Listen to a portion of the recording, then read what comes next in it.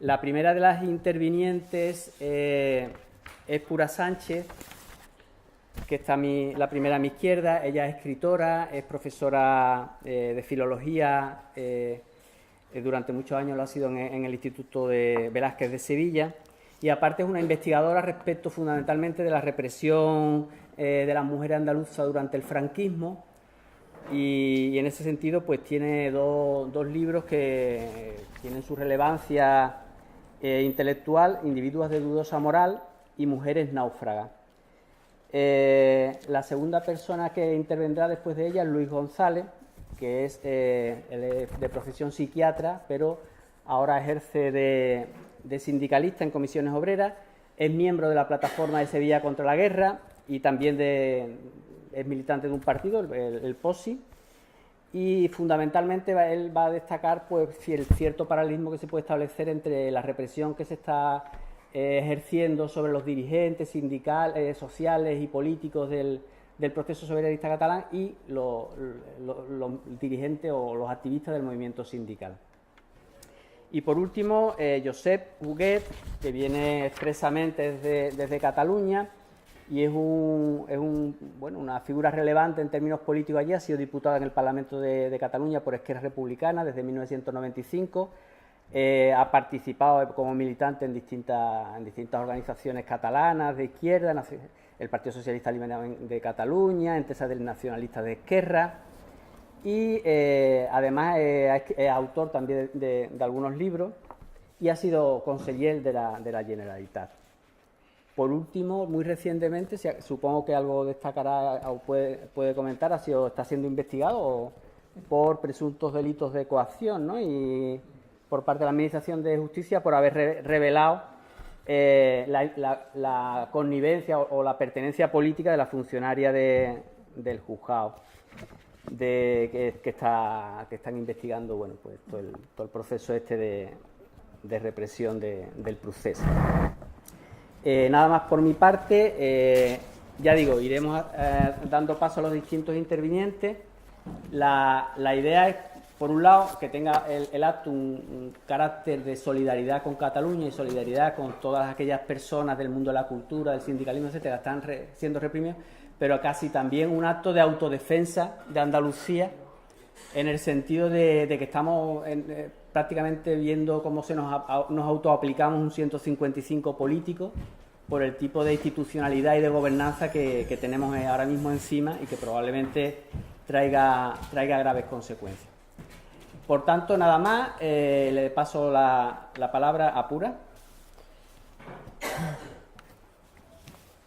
Pues muchas gracias. Gracias, Antonio, por tu presentación y buenas tardes. Gracias a todas y a todos por estar aquí esta tarde en este acto que hemos organizado de Asamblea de Andalucía y que hemos titulado, junto con otras organizaciones, y que hemos titulado precisamente por las libertades. Tiene sentido, y yo personalmente pienso que tiene más sentido que nunca, reivindicar en este momento y denunciar que vivimos en una situación prácticamente asentada y prácticamente que en el tiempo digamos que se ha dilatado en el tiempo, de recorte y de retroceso de derechos y de libertades individuales y colectivas. Habría que decir también que esta situación ha contado con un instrumento fundamental, con un entramado legal en el que las leyes han venido a dar por hecho o a fingir una especie de situación de legalidad sobre algo que era, como digo, una situación de recorte de derechos, ¿no? Es decir, que yo me voy a referir a la ley Mordaza, pero hay que recordar, por supuesto, la aplicación del artículo 155 en Cataluña. Hay que recordar que la ley Mordaza, en paralelo y de manera consecutiva, llevó a hacer también una reforma del Código Penal. Y todo este entramado legal es lo que da a esta situación de represalias políticas, le da, como digo, una cierta carácter de cobertura legal a todo lo que se hace por parte del Estado y a todas las acciones de represalias, como digo, que se emprenden por parte de los cuerpos y fuerzas de seguridad del Estado. Esta ley Mordaza hay que decir que lleva 4 años en vigor y es necesario recordar que es una ley que se llama en el BOE de protección de la seguridad ciudadana. Esto no deja de ser una gran metáfora y una gran mentira, porque evidentemente cuando se habla de protección, digamos que la ciudadanía piensa que hay ahí un Estado protector y bien pensante que cuida de su ciudadano y de su ciudadana, pero eso lo que hace es, de alguna manera, por una parte, ocultar los auténticos objetivos de esa ley y, por otra parte, tratar de aguar, tratar de disolver la posible contestación social que pudiera tener la ley. En este contexto, como digo, lo que tenemos que ver es que esta ley, además, es heredera de la ley Corcuera, y esto no podemos olvidarla. Si esto se le ha llamado popularmente la ley Mordaza, a la ley Corcuera se le llamó la ley de la patada en la puerta. Recuerdo, seguro que nos acordamos todos de lo que esto significaba. Y además, ya esta ley, o sea, la inicial, la primaria, la originaria y su modificación, la ley Mordaza, vienen a incidir en una situación de recorte de las libertades, de recorte de derechos y en una situación en la que los estados soberanos, el Estado español entre ellos, están entregando sin ningún pudor y sin ningún problema su soberanía a las grandes corporaciones multinacionales y al capital internacional. Entonces, en definitiva, estas leyes lo que vienen es a afinar, esta ley en concreto, una situación de pérdida de derechos para que el Estado tenga instrumentos para acabar con la contestación social. Está claro todo esto si hacemos un breve repaso, por ejemplo, de lo que ello significa. Faltas graves, la desobediencia, la resistencia, las faltas de respeto a la autoridad en el ejercicio de sus funciones, etcétera, etcétera.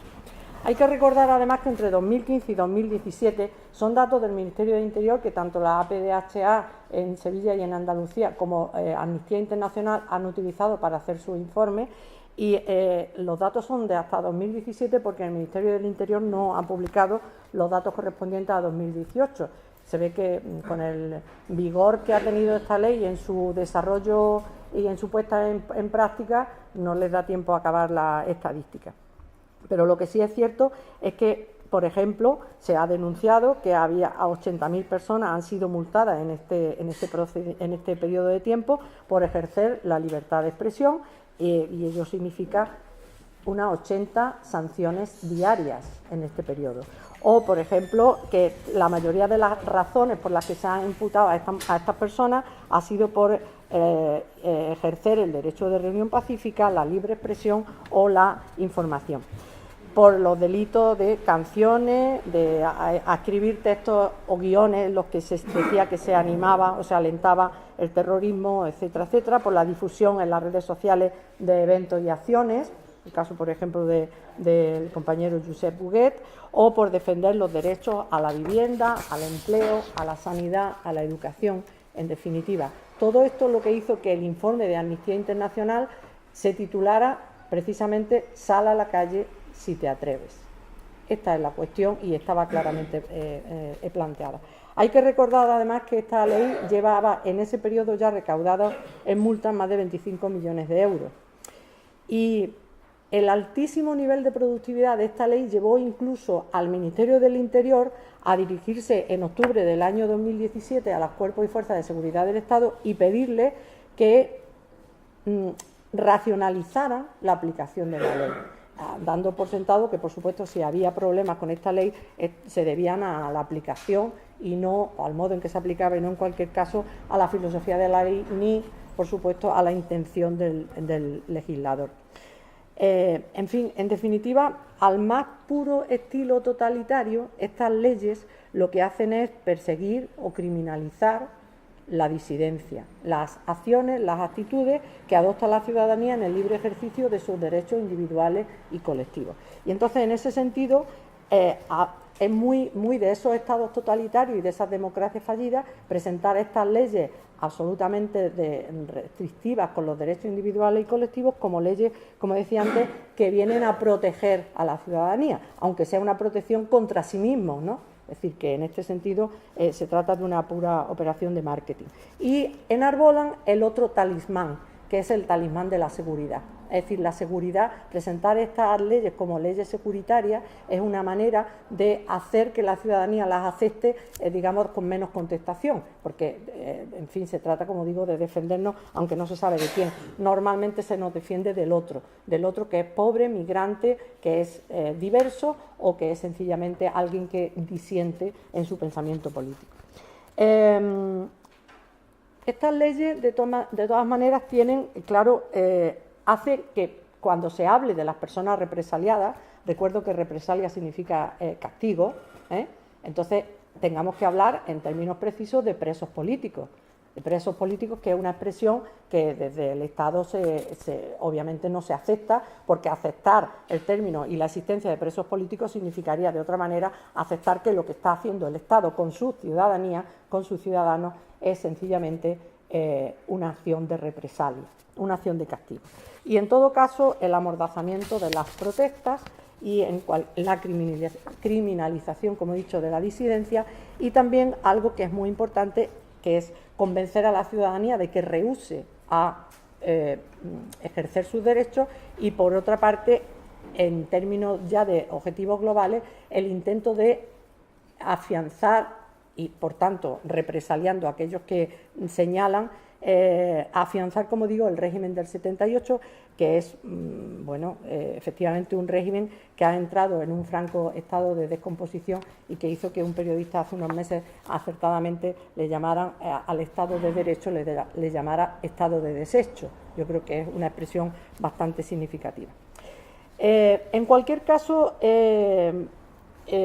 la cuestión es que, si bien el ejemplo máximo de todo esto que estoy hablando es el de la situación de los presos políticos catalanes, la aplicación del artículo 155 en Cataluña y la lucha por tomar represalias contra las personas y contra las instituciones, ya sean partidos políticos o asociaciones civiles, que defienden la soberanía y que defienden el derecho a decidir, digo, aunque esto sea el ejemplo máximo, no es el ejemplo único. Evidentemente, la ley Mordaza ha tenido y está teniendo efectos, porque también se están tomando represalias en Andalucía. A mí me gustaría citar aquí esta tarde y recordar que en Andalucía, por tanto, también tenemos presas y presos políticos. En ese sentido hay, organizaciones sindicales, como por ejemplo el SAS, que ha padecido desde hace bastante tiempo, incluso desde antes de la ley Mordaza, ha padecido un sistema de acoso a través de las multas y de los castigos económicos. Hay dirigentes del SAS que hablan incluso de 700.000 euros, castigos que además se han impuesto con absoluta arbitrariedad. Es decir, la manera en que aquí en Andalucía se ha castigado a determinadas personas, en este caso ligada al SAT, pero pondré otros ejemplos también, muestran, como digo, la arbitrariedad no solo en el castigo, sino también en el perdón. Y voy a poner dos ejemplos. En el mes de marzo de este año, 2019, el Gobierno indultó a los miembros del Sindicato Andaluz de Trabajadores, Carmen Bajo y Carlos Cano, y en cambio no ha sido posible que indulte a Fran Molero. Fran Molero es otro sindicalista andaluz, miembro del SAS también, que está condenado a 5 años de cárcel y a una multa de 16.000 euros por aquella acción de rodear el Congreso. Se le acusó de atentar contra la autoridad y de lesiones. Lo que fue definitivo para encausar y para castigar y condenar a este preso político andaluz, a Fran Molero, fue precisamente el testimonio de los policías que lo habían reconocido porque iba vestido de negro en una manifestación bastante extensa, por cierto.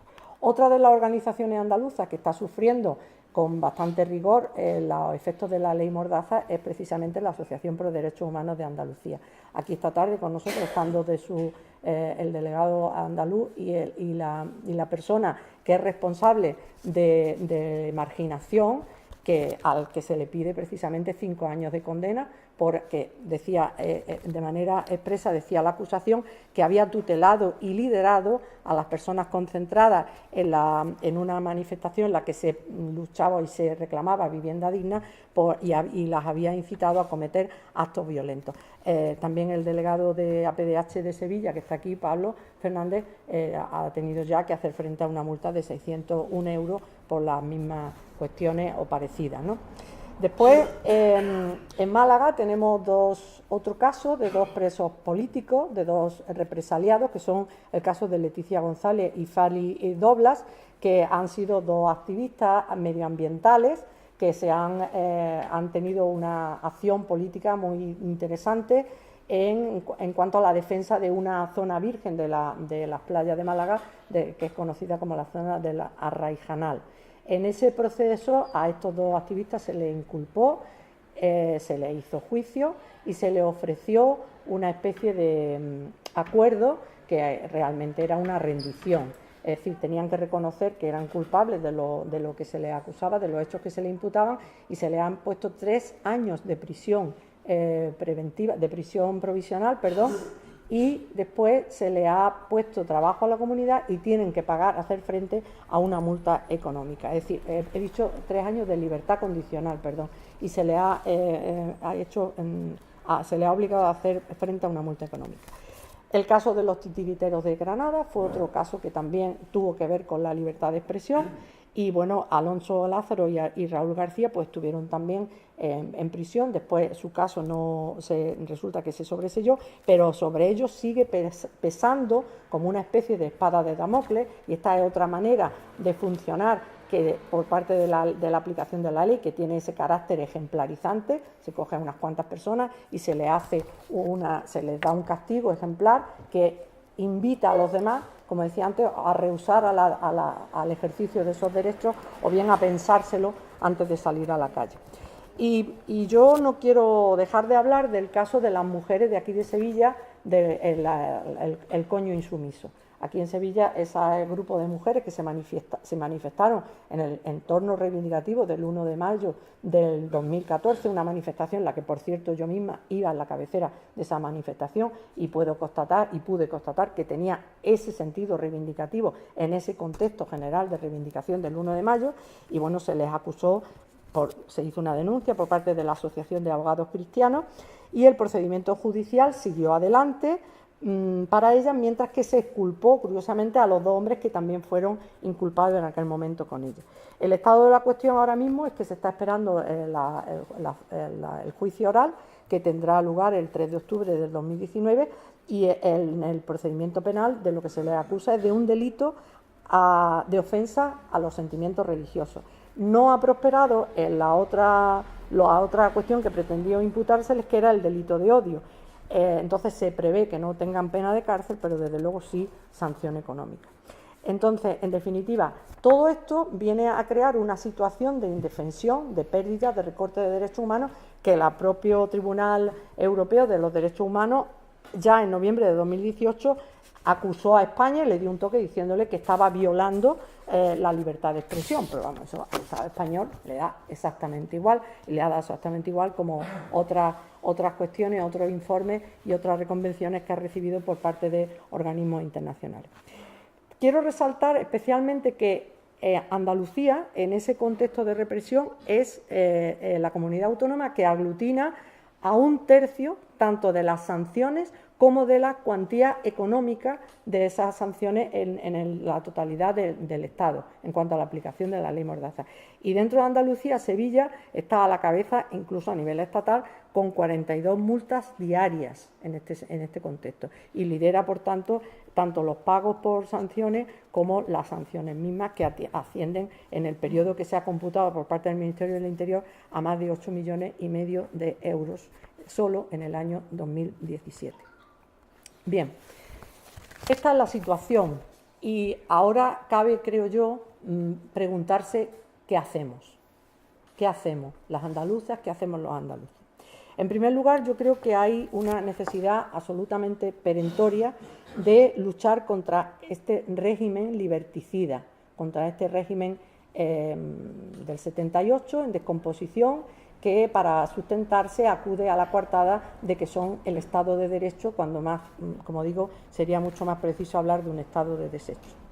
Hay que hacer, evidentemente, una defensa de las libertades y un ejercicio sostenido de la soberanía a nivel personal y a nivel colectivo.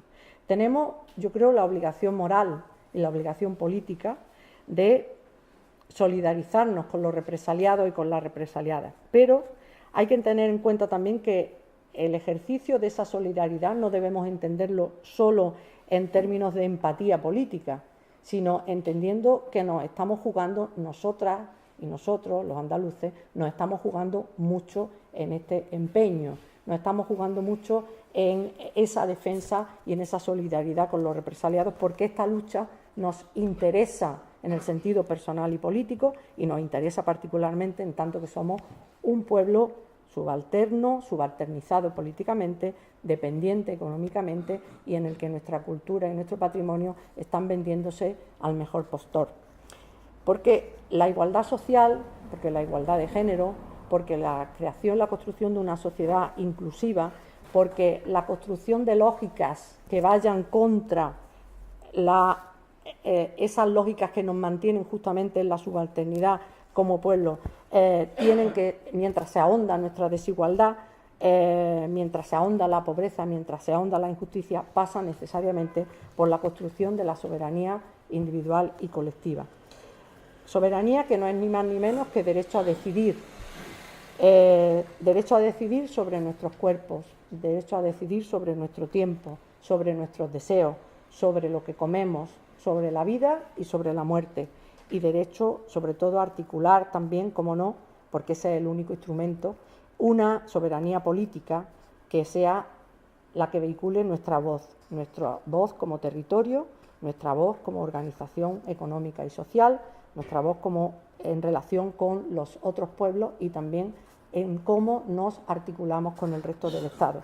En definitiva, necesitamos, creo yo, construir y difundir también miradas alternativas a esta situación que padecemos, porque de los medios de comunicación o de los medios de incomunicación social no se puede esperar que permitan que esas miradas y que esos análisis lleguen y sean realmente transformadores.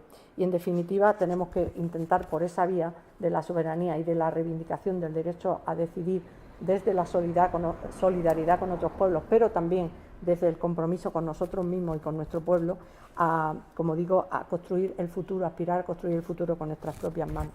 El otro día, cuando estaba haciendo planteándome este guión y esta intervención, yo creo que no por casualidad me vinieron a la memoria unos versos de Blas de Otero.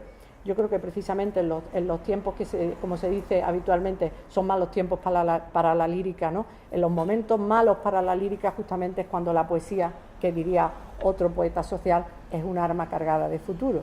Y entonces yo me acordé el otro día de esos magníficos versos de Blas de Otero en aquel maravilloso libro que se llamaba Pido la paz y la palabra. Y decía Blas de Otero, hay que hablar, hay que no callar, hay que hablar para pedir paz y para pedir justicia. Precisamente, y con este verso termino, porque vivir se ha puesto al rojo vivo. Muchas gracias.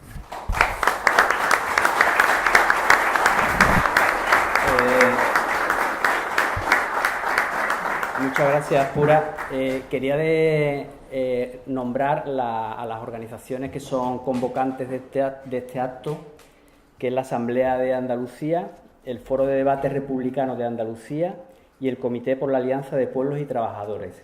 Y decir que mañana en Málaga hay un acto gemelo o hermano a este, en el que también intervendrá Pura y Josep y un activista malagueño.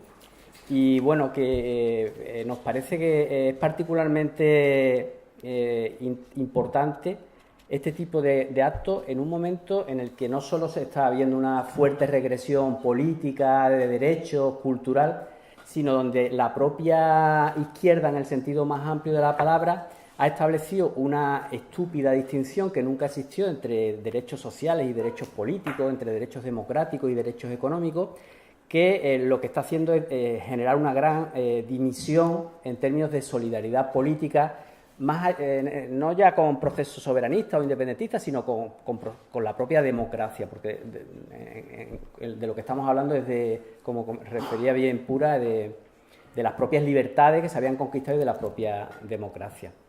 Bueno, le paso la palabra, Pura se ajusta muy bien al tiempo, a Luis. Gracias. Bueno, buenas tardes a todos y a todas. Yo quería empezar por una cosa que ha señalado Antonio, y es quiénes organizamos este acto, porque para todos los que estáis aquí es evidente que este acto lo hacemos dos pequeñas organizaciones. Y lo primero que había que preguntarse es por qué no lo hacen las grandes organizaciones. Porque en este país hay organizaciones políticas y organizaciones sindicales que se han construido teniendo que reunirse en la clandestinidad en el salón parroquial o en un salón prestado de no sé quién, y que en este momento parece que no son conscientes de lo que está sucediendo en este país. Porque las libertades sociales y las libertades democráticas no se oponen, pero las libertades democráticas no son divisibles. No es posible pensar que puede haber libertad democrática para unos y para los otros no las va a haber. Cuando no la hay para uno, no la hay para nadie. Y habría que preguntarse por qué las grandes organizaciones políticas, incluso organizaciones políticas que dicen que están en contra del juicio infame a los republicanos catalanes, no están organizando este tipo de actos en todos los lugares. Y, por supuesto, también las organizaciones sindicales. Las grandes organizaciones sindicales y las pequeñas organizaciones sindicales, porque aquí es un silencio compartido y un poco incluso, digamos, sorprendente el que se hace por parte, ya digo, de organizaciones que se han construido, muchas de ellas, en la clandestinidad, que han vivido lo que es la persecución y que, como voy a contar, siguen viviendo lo que es la persecución. Yo no soy partidario de la independencia de Cataluña. Yo soy partidario, pero evidentemente no soy partidario de mantener a nadie a la fuerza dentro de ningún Estado en el que no quiera estar. Yo soy partidario de la alianza de los trabajadores y de los distintos pueblos del Estado español, porque entiendo que tenemos enemigos comunes, porque entiendo que difícilmente los republicanos catalanes van a vencer si no forjamos una alianza con los que en el resto del Estado luchamos contra este régimen que tantas lacras y que tantas instituciones tiene heredadas del franquismo, y evidentemente los que luchamos por la República en Sevilla o en Valladolid difícilmente podemos conseguir nuestro objetivo si no contamos con los principales luchadores en este momento por la República en este país, que son los compañeros y las compañeras republicanos catalanes. Por lo tanto, creo que este acto debe de considerarse, o yo lo considero al menos, como parte de la lucha por esta unidad de todos los que combatimos a un enemigo común. Podría decir alguien, aquí el único problema es que hay un juicio a alguna gente que en Cataluña incumplió no sé qué leyes. Ya de entrada, mal asunto que haya un juicio contra unos políticos que lo que han hecho ha sido cumplir el programa con el que se presentaron a las elecciones y con el que fueron elegidos. Mal asunto. Evidentemente, yo creo que para ninguno de nosotros el Tribunal Supremo es una institución democrática ni es un poder judicial independiente. No hace falta ir muy lejos. A alguien se le ocurrió sacar una sentencia contra los bancos y rápidamente reaccionó el conjunto del Tribunal Supremo para decirles que dónde iban. Que cómo desde un tribunal del régimen se iba a condenar a la usura bancaria contra la gente que hace una hipoteca. El Tribunal Supremo es el que es el heredero de un poder judicial que no se depuró cuando acabó la dictadura y en el que no caben aquellas personas que no están de acuerdo con este sistema. Al juez Garzón se le permitieron muchísimas cosas. Cuando se dedicaba a la lucha antiterrorista, yo personalmente opino que utilizaba métodos muy poco propios de un Estado democrático. Pero hay amigos, en el momento en que se le ocurrió que iba a perseguir los crímenes del franquismo, se le acabó el tema, lo expulsaron a patadas de la carrera judicial. Eso es una fotografía perfecta del aparato judicial que tenemos. Las organizaciones sindicales, todas, sufren directamente el ataque de este aparato judicial. Hay un artículo, el artículo 315.3 del Código Penal, un artículo introducido en las postrimerías del franquismo y que persigue particularmente a los piquetes de huelga. Y ha habido hasta más de 400 procesados de distintas organizaciones en aplicación del artículo 315.3 del Código Penal, con penas, algunas penas que se pedían eran de 8, de 10 o incluso de 12 años. 8 años le pedían a los 8 compañeros de Airbus, de Comisiones Obreras y de UGT. 12 años le pedían a los 2 compañeros que llaman los 2 de la lealtad, de UGT. Y cuando se ve los juicios a los sindicalistas y cuando se oye el juicio a los republicanos catalanes, es la misma película. Es la colusión de la policía, la fiscalía y el juez para imponer un relato de hechos que lleve automáticamente a la condena del acusado. Y, por ejemplo, a los 2 de la lealtad, una dotación policial con ojo de lince que descubre que en un piquete de 40 personas que hay en un bar, ellos son los 2 responsables, llegando por detrás, ellos son los 2 responsables y los procesa a ellos. A uno de ellos le procesan diciendo que le rompió el brazo a un policía golpeándole con una bandera de la UGT. Los que hemos manejado banderas sindicales sabemos que son una cosa de plástico infame, que hay que ser verdaderamente Hércules para ser capaz de romperle el brazo a todo un policía con ese tipo de bandera. Lo dijeron sin ningún problema. Y el fiscal llegó a decir que había que pedir prisión preventiva para este sindicalista porque como pertenecía a una organización, la UGT podía organizar su fuga del país. Y se quedó tan pancho planteando el tema. Como tan pancho se quedan los fiscales ahora en el juicio a los republicanos catalanes. Hay 2 compañeros de la CNT de Logroño que están en prisión y acusados también de desmanes en una manifestación, y uno de ellos es evidente que no pudo ser, porque efectivamente estuvo en la manifestación, pero se tuvo que ir porque entraba a trabajar a 80 kilómetros de allí. Y en el momento en que se produjeron los hechos, estaba en su puesto de trabajo a 80 kilómetros de allí. Naturalmente el juez no aceptó como prueba el vídeo que demostraba eso, como no aceptó como prueba el vídeo que demostraba que mi amigo Andrés Bódalo no agredió a ningún concejal de su pueblo. ¿Suena, verdad? Es lo que está haciendo el juez Marchena, diciendo, ya veremos. Eso que dicen ustedes, ya veremos, ya se verá el vídeo, ya veremos qué vídeo proyectan y qué dicen. Cuando juzgan a los republicanos catalanes, están atentando a las libertades de todos. Y es la otra cara de la moneda de los procesos a los sindicalistas. Pura ha hablado de la ley Mordaza. Hay 46 sanciones diarias por una cosa que se llama falta de respeto a las autoridades. Perdone, en una sociedad democrática quien tiene que tener respeto son las autoridades a los ciudadanos. Y falta de respeto a las autoridades, por ejemplo, es un ciudadano de Málaga que lo paró la policía pues, en un control de alcoholemia y se le ocurrió decirle al policía, hombre, colega, no me vayas a multar. Pues llamarle colega al policía es una falta de respeto que mereció una multa de 500 euros. Y ha sido toda falta de respeto. Es decir, es volver a los tiempos del negro franquismo donde aparecía el tricornio o aparecía el uniforme gris y había que ponerse a temblar y esconderse donde se pudiera. Si los republicanos catalanes son condenados, y todo parece indicar que este es un juicio amañado en el que finalmente habrá la condena que el Borbón exigió en su discurso del 3 de octubre, inmediatamente después del referéndum, y que, como todos sabéis, su contenido se resume en 3 palabras, a por ellos. Pues probablemente, si son condenados, eso va a abrir una vía cuyo final desconocemos. Porque fijaros cuál es la definición del delito de sedición. Quienes se alzaren tumultuariamente para impedir la actuación de una autoridad del Estado en el ejercicio de sus funciones.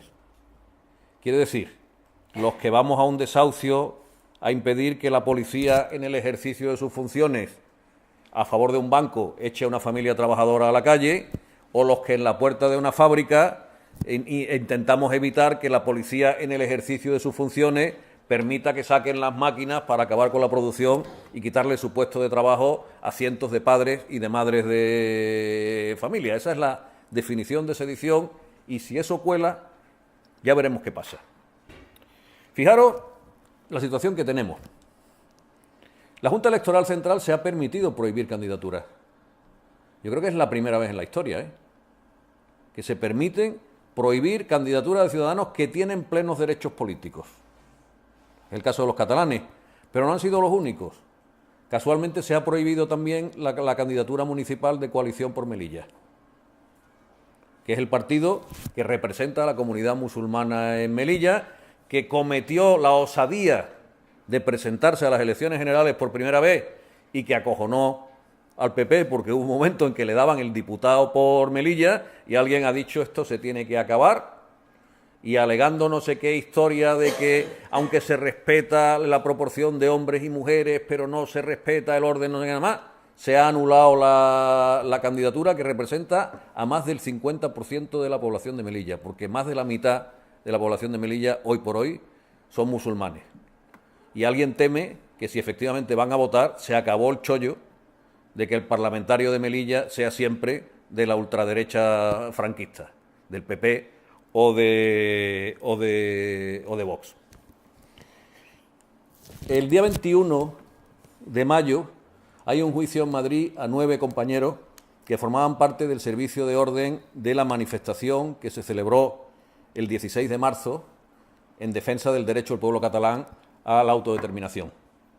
Estos 9 compañeros del servicio de orden fueron acusados por una organización que se llama Hogar Social Madrid Ramiro Ledesma. Lo de Ramiro Ledesma era, por si teníamos alguna duda de quiénes eran, pues toma castaña. Bueno, pues esta organización fascista les ha denunciado, la jueza les ha procesado y han descubierto, cuando les ha llegado el procesamiento, que también tienen una multa en aplicación de la ley Mordaza. Por cierto que yo voy a pediros que desde este acto enviemos un mensaje de solidaridad y de apoyo a estos 9 compañeros y compañeras que eran el servicio de orden de una manifestación que creo que muchos de nosotros apoyamos y quizá alguno hasta participara. Yo creo que no estamos aquí en un acto de solidaridad, estamos en un acto de defensa de las libertades que son también nuestras libertades, que no nos las regaló nadie, que se le arrancaron al franquismo moribundo, que se le arrancaron, como todo el mundo sabe que se les arrancó, a fuerza de lucha, de sangre, de palizas, de comisarías, de torturas y de muerte también, y que seríamos imbéciles si dejáramos que nos la arrebataran sin pelearla hasta la última consecuencia. No hay posibilidad de progreso de este país sin contar con los republicanos catalanes. Y eso lo tenemos que saber. Y tenemos que buscar la manera de combatir juntos, tengamos las diferencias que tengamos. Y eso es también parte del trabajo que planteamos en este acto. Yo no me voy a alargar más, simplemente voy a terminar con una cuestión material. Somos 2 pequeñas organizaciones las que hemos organizado el acto. Somos organizaciones que ni pedimos ni recibimos subvenciones. Yo pediría a aquellas personas que estáis aquí y que así lo consideréis que al salir del acto hagáis una aportación pequeña, 2 euros, 3 euros para los gastos que ha significado la organización, porque mantener materialmente las cosas también es una forma de militar y más necesaria que nunca. Podíamos elegir el camino de las subvenciones, pero en mi pueblo dicen que quien paga la orquesta elige la música que toca. Y como nosotros queremos tocar y cantar la canción que nos parezca, pues eso es parte de nuestra independencia. Nada más, compañeros y compañeras, empezamos o continuamos hoy una lucha por las libertades y yo estoy convencido de que por mucho que lo hagan, no pasarán.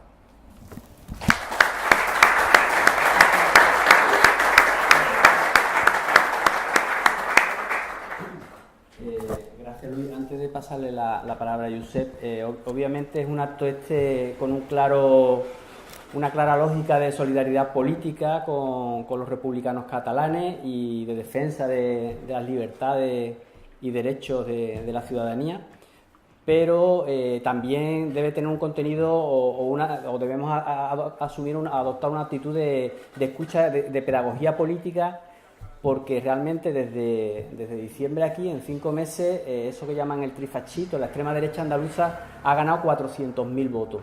Y hay que ver cómo las fuerzas progresistas en el País Vasco y en Cataluña han parado en seco a este tipo de propuestas políticas que claramente regresivas y admiradoras del franquismo, etcétera. Con lo cual, cuando parece que cuando las fuerzas progresistas, las fuerzas democráticas no establecen esa disociación entre derechos políticos, derechos cívicos, derechos democráticos y derechos sociales, obviamente es el marco más adecuado para hacer frente a esas fuerzas tan siniestras, ¿no? Nada, le paso la palabra a Josep.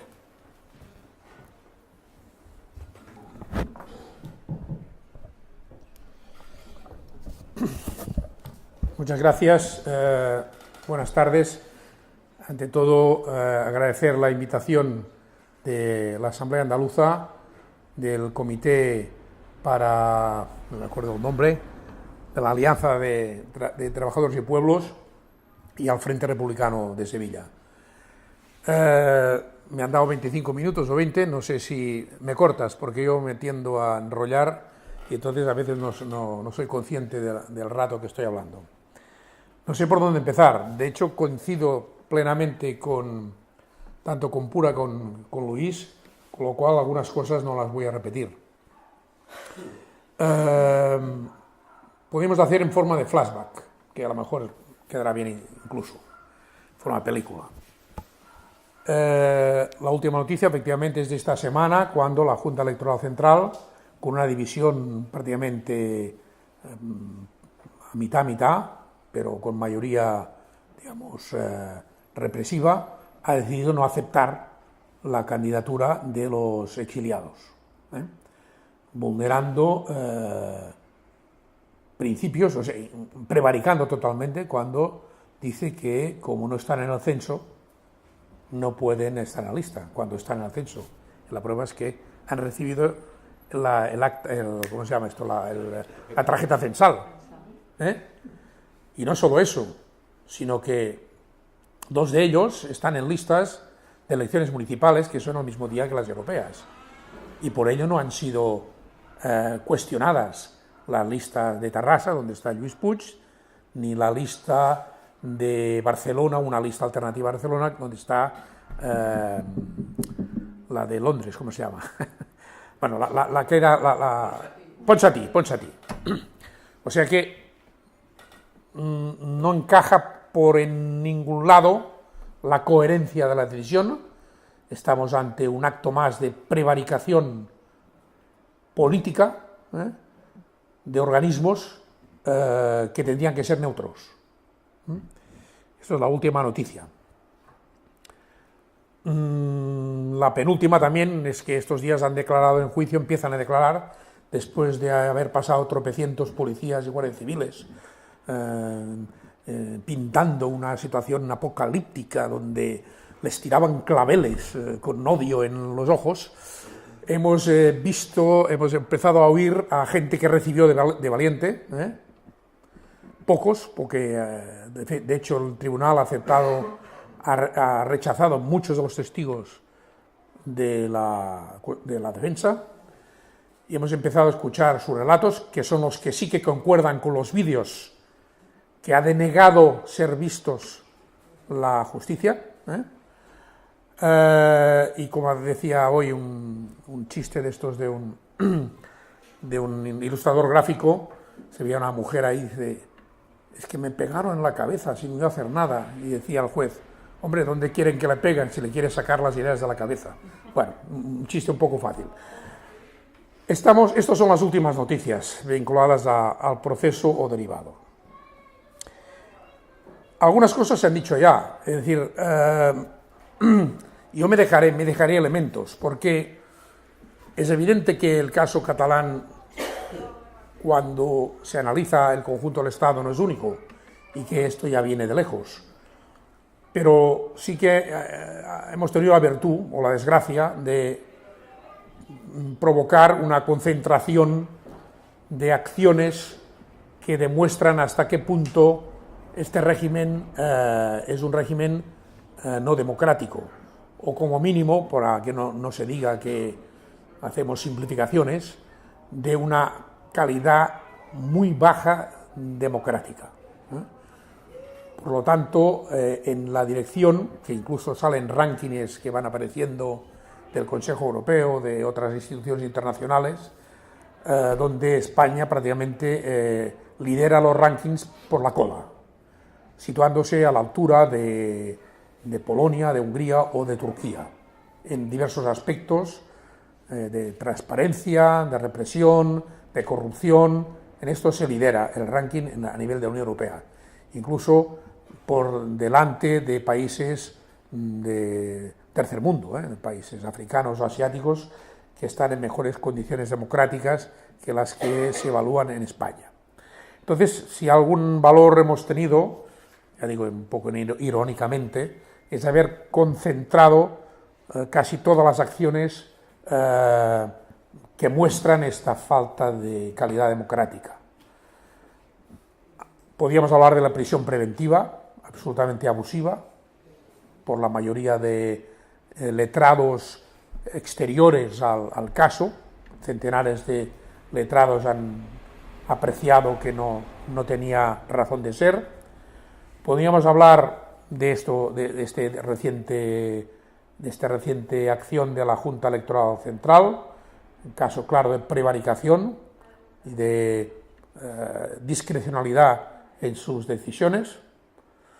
Podríamos hablar de la evidencia de la existencia de la policía patriótica,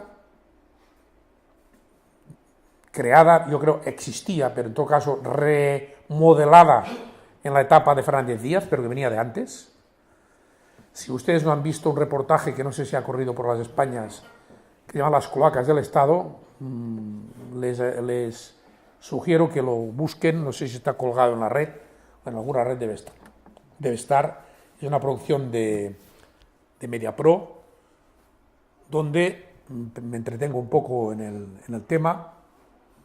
Quedaba clarísimo cómo se había montado una policía paralela, pero utilizando las estructuras oficiales, con la finalidad de la persecución política, la prevención del proceso de autodeterminación en Cataluña. Pero mientras se dijo esto, mucha gente miraba hacia el otro lado. Ahora resulta que esta policía ya también llevaba otra consigna, que es reventar el posible ascenso de Podemos. Entonces ahora algunos se han puesto en guardia cuando han visto que también iban por ellos. Porque la policía patriótica en España es doblemente patriótica. Unidad entendida como unitarismo español, y España será de derechas o no será. Esto es la policía patriótica española. En este reportaje Las cloacas aparecían testimonios de profesionales demócratas anticorruptos que fueron apartados sistemáticamente de sus cargos. Hay una declaración de no recuerdo el cargo, pero un cargo elevado dentro de la policía, que llega a decir: si estás contra la corrupción, te van a apartar del cargo. Y decía otra cosa, que los que ya somos un poco viejos y ya luchábamos contra corriente durante la transición, éramos pocos que hacíamos esto, pero en fin, por desgracia al final la razón se nos ha dado. Decía: en el momento de la transición, las cúpulas de la estructura policial y las cúpulas de los sindicatos policiales fueron ocupados por los miembros de la Brigada Político-Social y por los miembros de la ultraderecha, en aquellos momentos Fuerza Nueva, Falange Fuerza Nueva. No es extraño, pues, cómo cuando estas cúpulas están controladas por miembros del franquismo directamente, o sus hijos, o sus herederos, pase lo que pase. Porque si por la patria se debe crear causas inventadas, se crean. Si por la patria hemos de corromper y ser corrompidos, se hace. Les vuelvo a recomendar el documental porque es definitivo. Policía patriótica, cloacas del Estado. violentar sistemáticamente la legalidad. Se coge una legalidad y se interpreta sistemáticamente en un sentido autoritario. El mismo artículo de ley, en un marco de arbitraje o de profesionalidad democrática, sería posiblemente bien interpretado, pero cuando el contexto es un contexto autoritario, sistemáticamente se violentan las propias leyes para utilizarlas en contra de la democracia. Hasta el punto que también otro elemento que ha aparecido es lo del pensamiento único. Pensamiento único de la prensa mayoritaria, de los medios públicos controlados por los partidos del régimen. Y curiosamente aquí, en catalán decimos l'ase dels cops, el burro de que recibe los golpes, son las televisiones públicas catalanas o la vasca, que si algo tienen y por eso ganan todos los rankings de audiencia en cuanto a noticias, tienen mucho cuidado en respetar la auténtica pluralidad, cosa que no sucede en las televisiones públicas españolas, ni menos en las privadas, controladas por los grupos económicos que todos conocemos. Entonces, en este pensamiento único, cuando se ha aguzado el tema catalán, ha salido como un solo hombre, nunca más bien dicho, en defensa de un modelo de Estado, también se ha demostrado la eficiencia o la eficacia de esta connivencia entre poder político y poder mediático. Otra cosa muy curiosa es que ha provocado nuestra situación es la dosis de constitucionalismo de boquilla que se ha instalado en las fuerzas del régimen. Muy curioso que se tilde, no sé si lo digo bien porque mi castellano a veces se oxida, tilde, ¿está bien dicho? Se tache, o tilde, de anticonstitucionalista a la gente que quisimos hacer una reforma legal estatutaria el año 2005, la cual reforma fue bombardeada por dentro desde el Congreso primero, con los recortes posteriores, pero sobre todo después de un referéndum, fue liquidada por una sentencia del Constitucional, momento en el cual, según el catedrático Pérez Royo, creo que sevillano o andaluz, para él dejó de existir la Constitución en Cataluña, porque fue liquidado el pacto constitucional en Cataluña. Pero esto procedía de un intento reformista de la Constitución, no rupturista. Pues bien, ahí hay unos anticonstitucionalistas, que somos los que querríamos que en el marco constitucional se respetara el derecho a autodeterminación, el derecho a autogobierno, y curiosamente no son tildados de anticonstitucionalistas partidos como Vox o los que jalean a Vox, que son el Partido Popular y Ciudadanos, que de hecho quieren liquidar el Estado de las autonomías, que es un elemento nuclear de la Constitución, o quieren imponer un 155 eterno que también es anticonstitucional. O sea, ¿quién tiene aquí la patente del constitucionalismo? Solo unos. Los que tienen el modelo unitario fascista de Estado, y los que queremos un Estado más democrático, más respetuoso, nos ponen la etiqueta de anticonstitucionalistas. Este es un debate ideológico importantísimo, que el caso catalán ha puesto encima de la mesa. Pero esto afecta también a la izquierda. Si alguno se piensa que no va por ellos, va por ellos también.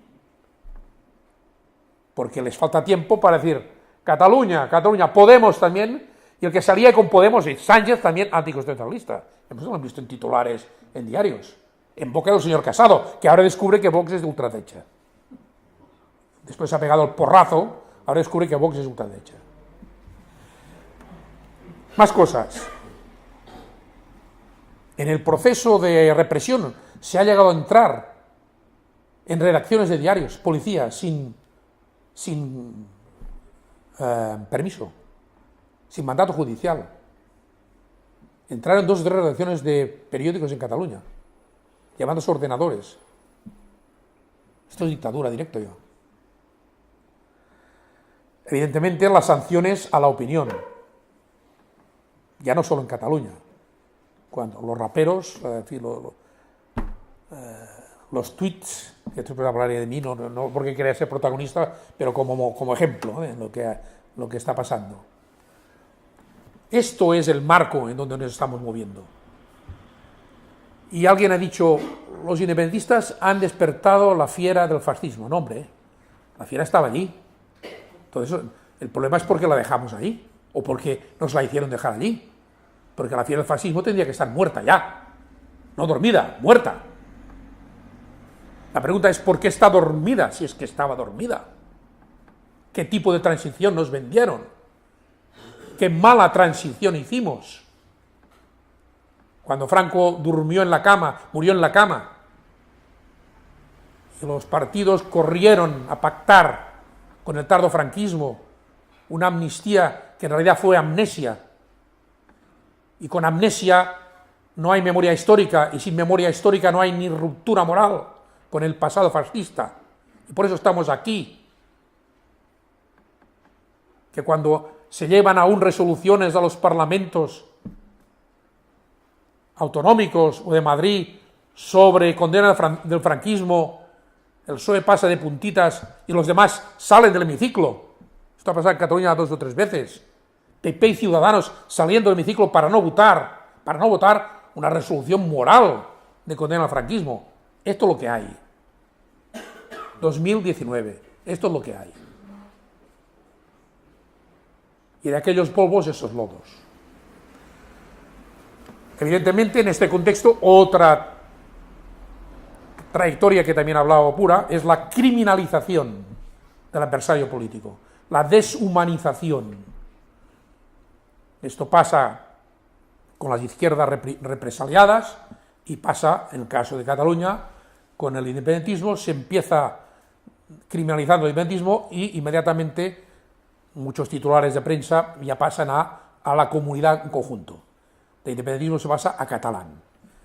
Y se les acusa de locos, de discapacitados, de gente que necesita ir al psiquiátrico, o sea, aquí tendríamos faena, porque se parte de la concepción jerárquica del modelo español dominante, que hay una población obtusa que se deja engatusar por unos líderes perversos, que un día determinado, para cubrir no sé qué corrupción del 3%, que la había, se pasa al independentismo, cuando ha sido al revés. Ha sido una población que, cabreada ya sistemáticamente por la situación social, por la situación de pérdida de libertades y por la negativa del Estado a reformarse en una línea federal, porque el estatuto del 2006 era un estatuto federal o federalizante, ante este obstáculo sistemático van engrosando las filas del independentismo y fuerzan a las élites políticas, principalmente los partidos mayoritarios, entre ellos Convergencia y Unió, Izquierda Unida, allí Podemos, etcétera, a hacer un paso adelante que no hubieran hecho, sino el movimiento popular de masas que se lanzó. Pero aquí interesa venderlo al revés. Unas élites deciden, por intereses propios, montar un movimiento independentista y la gente loca, discapacitada o necesitada de tratamiento psiquiátrico le sigue. Esto se ha escrito, Personajes como Arcadi Espada, que son catalanes. Cataluña necesita ir al psiquiátrico. A lo mejor es él que tiene que ir al psiquiátrico. Este es el contexto donde estamos. Este es el contexto. Y ahora hago el flashback, porque esto, antes del flashback, la pequeña anécdota personal, para que se vea que coincido con las palabras de Luis,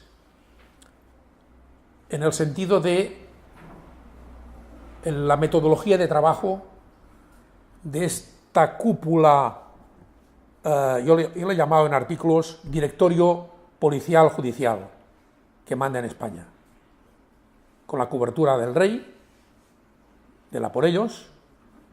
Por cierto, discurso que parece, si vas haciendo caso de filtraciones que ha habido posteriores, que no fue aconsejado. No, esto fue Rajoy. No. Rajoy no aconsejó este discurso. Rajoy siempre ha nadado entre aguas. No. Perdón, ¿por qué el rey hace el discurso? Mi teoría es que el rey está asesorado por cierto sector militar. Estamos ante los Borbones de siempre. No por ello, hace 4 meses, casi 1 millar de altos mandos, aunque estén jubilados, militares salían en defensa del Valle de los Caídos. 2019. Y ese rey, que es jefe de las Fuerzas Armadas, en contacto con estos sectores militares, lanza el 3, a por ellos. Y el PSOE, que había pedido una comisión de investigación contra la represión del 1 de octubre, retira la comisión de investigación al día siguiente de la por ellos del rey. Más claro el agua, ¿no? Más claro el agua. Pues la metodología de trabajo. Por suerte ya no estoy imputado. Pero a mí me imputan por un retweet, no un tweet, no, un retweet. Es decir, recibo un mensaje donde la secretaria del juzgado 13, este juzgado que empieza a perseguir y a investigar sin haber delito previo, por tanto, podría ser una auténtica prevaricación también, a toda la cúpula del movimiento independentista desde hace ya meses y meses, antes que incluso se hablara de realización del referéndum. Pues bien, esta señora que entra en la Consejería de Economía el día 20 de septiembre, recibo un tuit que dice, señora tal, no digo el nombre, porque aún me volverían a coger, forma parte de estas asociaciones de ultraderecha, ultraespañolistas, y forma parte porque en su Facebook salía, o sea, su Facebook salía que era militante o seguidora de una serie de grupúsculos militares españoles por Cataluña, no sé, una serie de organizaciones ultras grupusculares. Esta información, yo no me enteré, porque esto del tuit es un poco también, en fin, peligroso, porque te recibe pam, echas y a veces la cagas, también es verdad.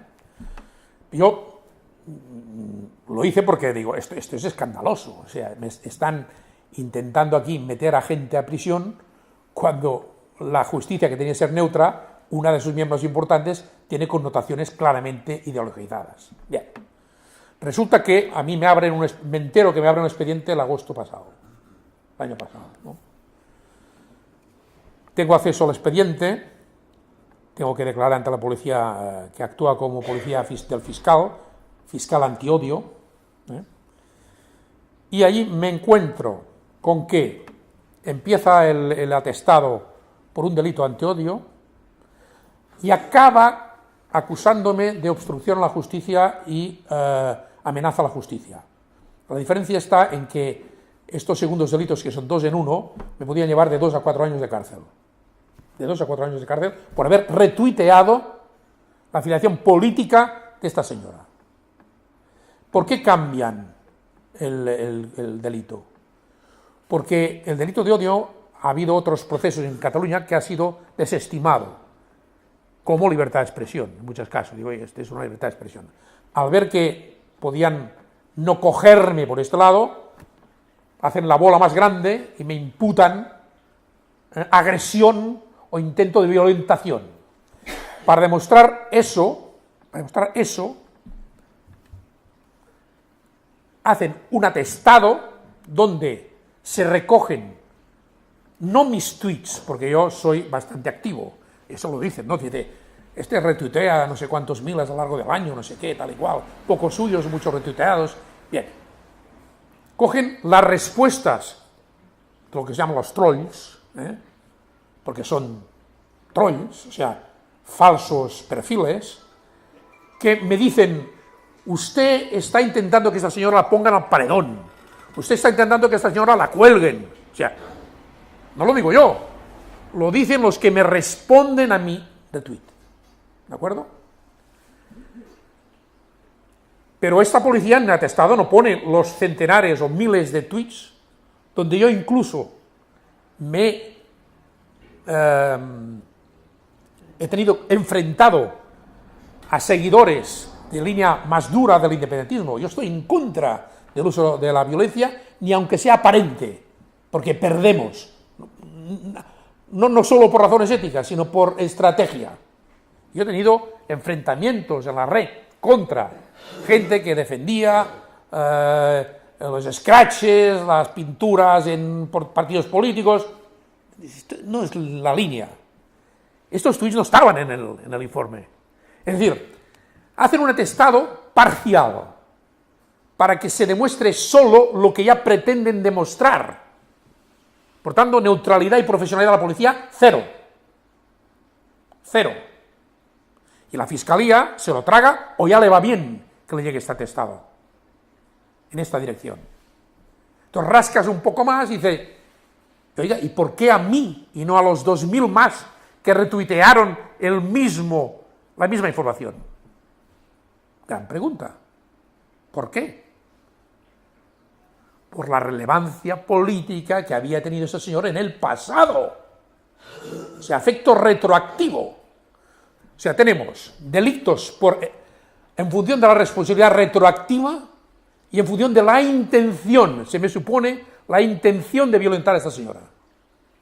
Estamos ante tribunales y policías pura inquisición. 500 años. Estamos así. Voy al juez, el juez por suerte tuvo la suerte de tener un juez normalillo, y hizo una sentencia: aquí no hay nada. El tío recorre la audiencia, fiscal, recorre la audiencia. Y la audiencia, en este caso, también se comportó: no hay nada.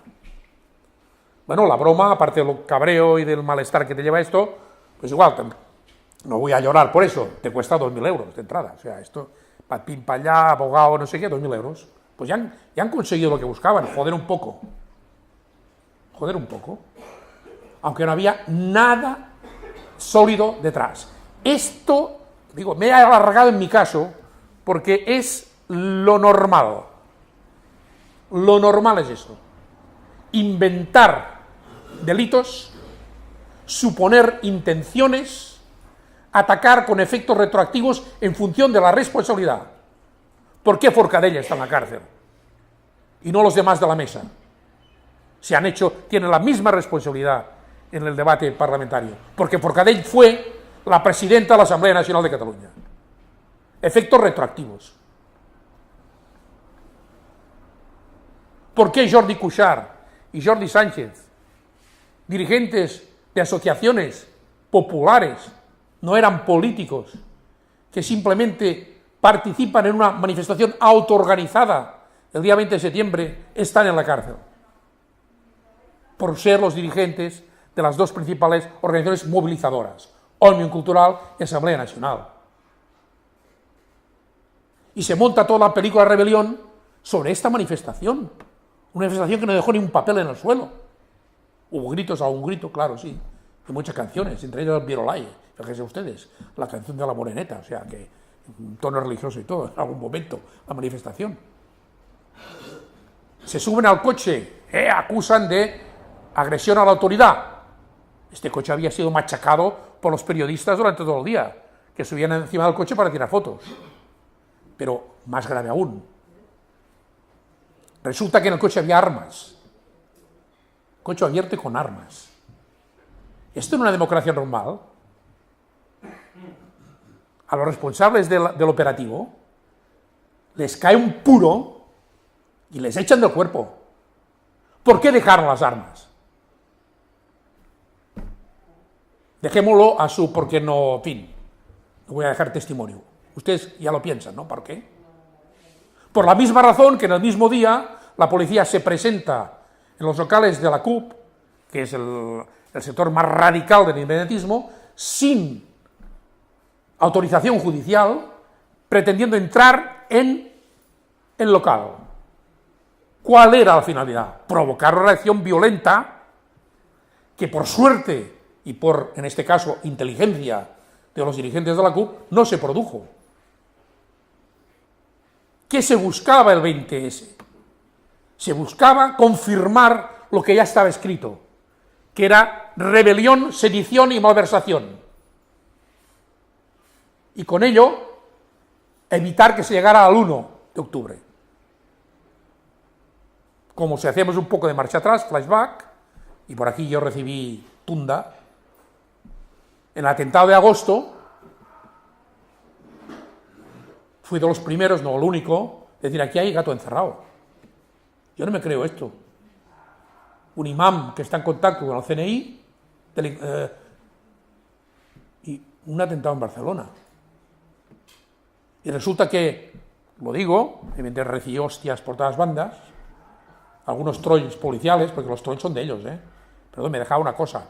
Curiosamente, estos tíos que me decían que yo decía no sé qué, la policía no encontró sus orígenes. O sea, tenemos una policía de redes, hay una sección que se llama de redes, todo el día están espiando, las redes, Si habéis visto algunas películas de series americanas, que hay control, esto existe, Pero estos no solo vigilan, lanzan, participan, Bien, pues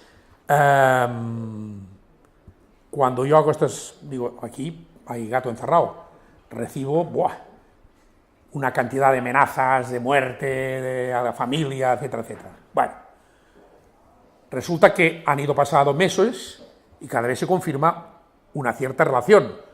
No puedes decir que sea directa, pero si 3 semanas antes del atentado se ha publicado, el CNI tuvo contactos con este imán, ¿qué coño pasa aquí? Esto en cualquier país estaría investigado a fondo. Aquí no. Cuando se intenta crear una comisión de investigación en el Congreso, PSOE también impiden la creación de una comisión de investigación. Y si nos retrotraemos, recordaremos declaraciones de Margallo diciendo, en agosto pasará algo. Y si no pasó más, a lo mejor fue porque Alá fue muy misericordioso y hizo explotar la bomba en Alcaná. Porque aquello después se supo que iba destinado a crear 200 o 300 muertos en la Sagrada Familia. Les falló y entonces improvisaron. Si no, evidentemente, con un atentado masivo, se iba al estado de guerra, que esta es la intención, alerta 5, estado de guerra, y, evidentemente, el referéndum quedaba abortado totalmente.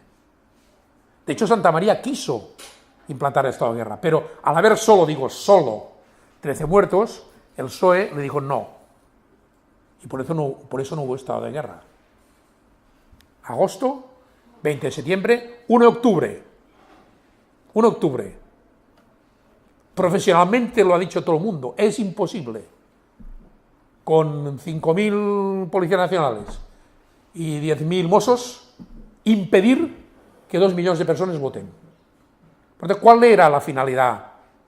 Era provocar el pánico y reacciones auténticamente violentas que no hubo. O sea, también estamos en la tercera fase del intento de que lo que han programado se produzca.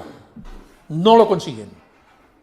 Se vota masivamente y el mundo ve, Europa ve, imágenes de gente recibiendo golpes por todos los lados. 1.100 agredidos que hayan denunciado y que hayan pasado por los hospitales. Muchos otros seguramente no lo hicieron, o no se atrevieron, o no quisieron follón. 1.100, de los cuales solo 12 policías. Esto es el 1 de octubre. Aparte, evidentemente, de la agresión psicológica, esto sí que es de psiquiatra, el país quedó colapsado. Y hay gente mayor, pendiente de la radio, la tele, ahora. Tengo mi madre de 92 años Se ha politizado, las abuelas se han politizado. Se han politizado, están todo el día con las tertulias políticas. Pero esto es un malestar. Tiene una parte positiva, pero esto es un mal vivir. La gente no duerme.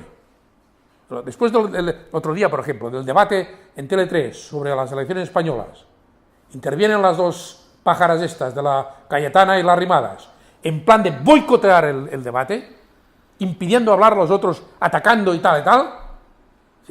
La gente no durmió aquella noche, porque era mala leche lo que había, se destilaba ahí. Bien, en todo caso, el afecto psicológico es muy importante. La gente quedó jodida. Y esto ha durado. Y perpleja.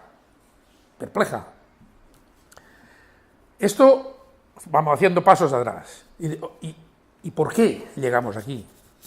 En parte lo he dicho antes. Llegamos aquí porque en el 2006 hay un estatuto, una reforma de estatuto que es abortado. Hasta el 2006, los que hemos sido independentistas de toda la vida, éramos 4. Digamos la verdad. O sea, no es nuestra fantástica acción política la que ha llevado a ser 48%. No, ha sido la fantástica acción del Estado que nos ha llevado al 48%. Nosotros eran 4 gatos, éramos. El momento que se había sacado más, año 2004, con Caro Rovira, pues creo que se llegó al 14%. Fuerza política independentista.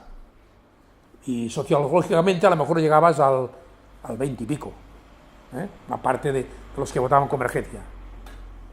Esto es lo que había, pero el detonante de la sentencia constitucional y la reacción del Estado es la que provoca eso. Recordemos que incluso después del 2010, Convergencia, que era el partido dominante en Cataluña, ahora entonces, propone una comisión a Rajoy para hablar de la financiación. Y a Rajoy le echa la puerta a los morros.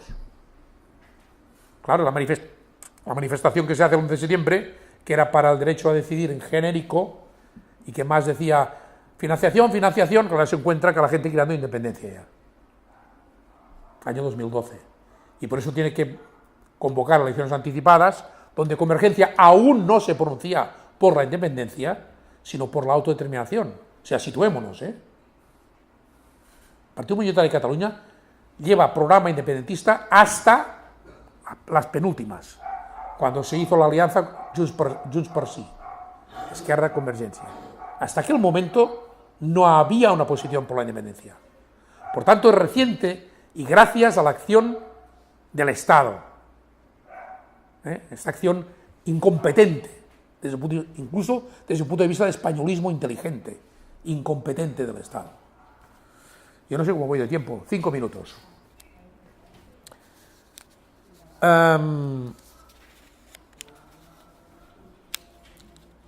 Soy licenciado en Historia y no puedo otra cosa que hacer un poco de viraje al pasado y acabar. Niceto Alcalá Zamora, presidente de la República, republicano, acomodado, católico, dijo, no sé si lo dijo o lo escribió, la crisis de España no es política, no es ni siquiera de un régimen, es histórica, con toda su trascendental amplitud. Supongo que para no decir que la crisis es el modelo de Estado que se ha ido consolidando en 500 años. Andalucía tenía mucho que decir también de lo que ya sufrió el modelo desde entonces. Reyes católicos, Carlos V, los comuneros, las germanías, las alpujarras, los germandiños, después la guerra de secesión, segador, sucesión, es una constante liquidación de los poderes emergentes burgueses locales de las diversas nacionalidades del Estado hacia un modelo de Estado concentrado, no solo centralista, sino concentrado.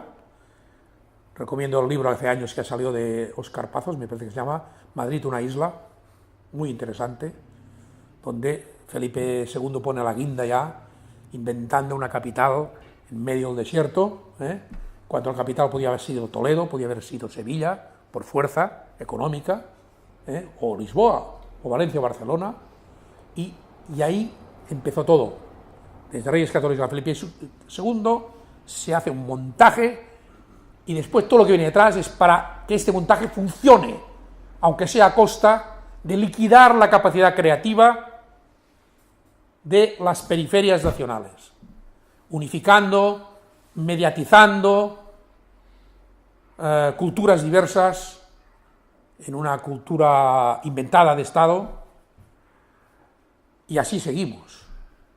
Siglo XIX, 6 guerras civiles, aún el Estado no estaba conformado, liberales, carlistas dominantes en Corona de Aragón y Euskadi, con mentalidad retrógrada desde el punto de vista ideológico, pero buscando fueros, es decir, volviendo a un modelo de autogobierno, y por el lado del obrerismo izquierdista, federalismo dominante en Valencia, en Andalucía, federalismo de izquierdas, hablando de Estado, estados. El concepto libertario es municipio, nación o Estado comunitario, y después confederaciones. Eso es del 19, pero llega la segunda restauración. La primera para mí es ya la de Fernando VII, Alfonso XII, se cierra, los militares ya se van tumbando hacia el lado conservador, excepto el pequeño paréntesis de la Segunda República, que algunos fueron fieles a la Segunda República, y con un Estado militarizado que no digiere la pérdida de las colonias, Cuba y Filipinas, y por eso se embarca en el colonialismo norteafricano. Llegamos a Primo de Rivera y a Franco, y es lo que hay. Por periodos democráticos, yo digo, en España los progresistas son bienios, bienio progresista, siempre son bienios, o sea, duran solo 2 años. El Zapatero también ha sido un bienio, mientras dependió de Esquerra Republicana hubo bienio progresista. En fin, una historia larga, 500 años son muchos, que ha configurado un modelo de Estado que es un desastre para las clases populares, que somos la mayoría. Entonces yo he de hablar por Cataluña, pero antes, viniendo en el coche que el compañero Gordón me ha llevado, ya hicimos un debate político allí, en el coche, yo creo que esté donde esté la fase de los movimientos de crítica al régimen, hemos de encontrar las brechas. ¿Qué brechas unen, también en la línea que apuntaba Luis, qué brechas unen a las luchas de los demócratas, del conjunto del Estado? Creo sinceramente que la lucha por las repúblicas sería un punto de partida bueno. No en todo el Estado la monarquía está tan en crisis como en Cataluña, pero va camino. Es la piedra de toque del régimen. El monarca se acabó de poner la soga con la actuación no mediadora en el caso catalán, y yo creo que este puede ser un punto débil, francamente. Ya digo, es que parece que volvamos al pasado, pero creo que es un punto débil. Y las izquierdas acomodaticias, si les salen movimientos fuertes por abajo, provocando referéndums como los que ha empezado a haber, de forma autónoma, autoorganizada, como empezaron los referéndums en Cataluña, organizados por entidades. Los primeros referéndums fueron estos. Después llegó la consulta 9N, y después llegó el referéndum de verdad. 3 fases, Yo creo que aquí hay camino, hay otros, porque estamos de acuerdo en las cosas que ha dicho tanto Pura como Luis. Aquí el problema primero y básico para todo el mundo que tenga un proyecto transformador de cualquier tipo es que el árbitro sea neutro. Y el árbitro es el Estado.